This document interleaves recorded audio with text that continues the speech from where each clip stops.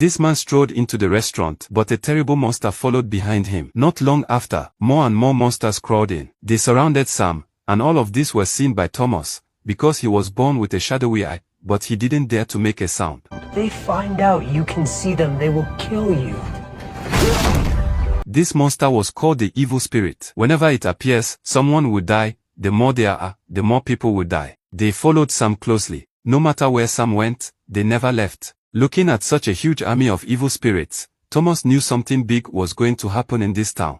Must have something to do with Sam. To find out the truth, Thomas rode his motorcycle and followed him to a cabin on the outskirts. While Sam was away, he broke the lock of the door and sneaked in. But as soon as he entered the door and Eric Hill came over him, numerous evil spirits appeared. But next they had disappeared into the lock. Thomas didn't flinch, staring at the cold air. He walked forward and opened the cold door handle to see what was inside. Inside, he was like a cold storage. Only a large number of animals, frozen and eyes could be seen. Just at that moment, an eerie blue light appeared on the wall. Thomas slowly approached. He couldn't help but put his hand inside. The next second, numerous vines instantly covered the room. He turned around and tried to escape, but behind him was like an infinite black hole trying to swallow him up. Fortunately, in the nick of time, Thomas still escaped. He hurriedly closed the door of the room. Suddenly, numerous evil spirits came over. When the evil spirits dispersed, Thomas entered the room again. Seeing the wall covered with pictures of the dead and the dead were in a strange state,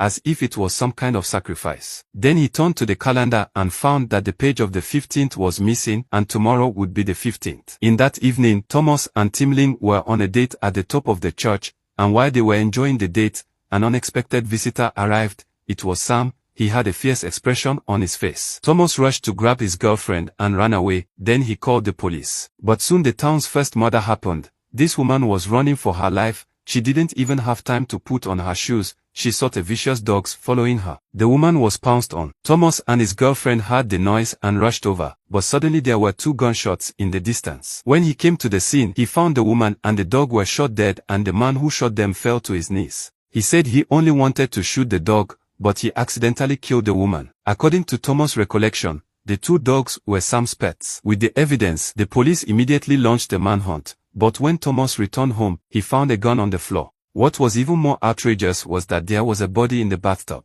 Surprisingly, it was Sam. Thomas knew that someone was trying to frame him. He didn't want to take the blame, so he hid the body in the warehouse, and when he was done, Thomas drove home. There were numerous evil spirits on the road, which meant the town would soon be in trouble. He went to Sam's house again, hoping to find a clue, but when he opened the refrigerator, all he saw broken bones and even severed fingers. Just as Thomas was about to leave, Sam appeared in front of him in a strange way. Wasn't he dead? Sam's veins flared and his expression became fierce. With a roar from Sam, the object around him started to shake. Thomas felt that something was wrong. He turned around and ran, but the TV knocked him back. What was more dangerous was natural gas leaked. He had to jump out of the window to escape just in time to escape the explosion inside the house. Thomas rushed to the warehouse. He saw that Sam was still there. He then realized the one before was the incarnation of the evil spirit.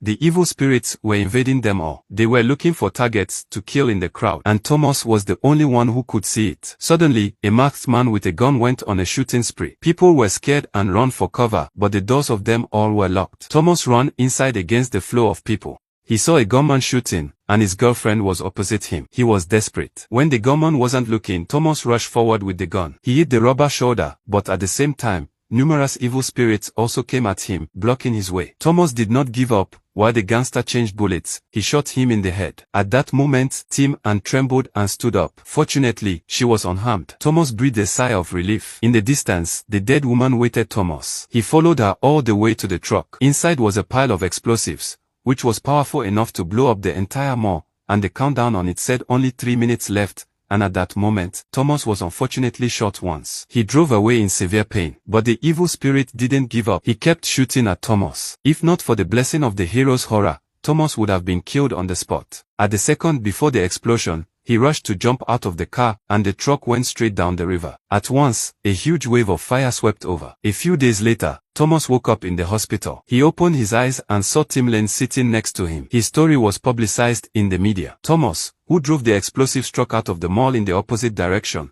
became a hero in the eyes of everyone.